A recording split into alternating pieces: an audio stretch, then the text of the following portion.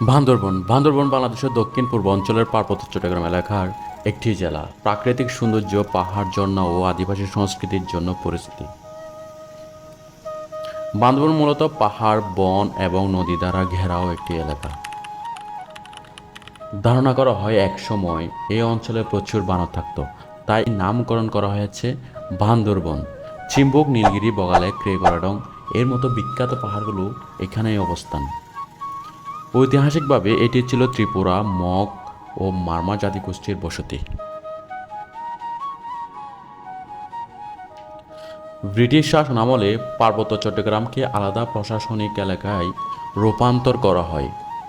পাকিস্তান আমলে 1947 সালে বান্দরবন ছিল রাঙ্গামাটি জেলার অন্তর্গত।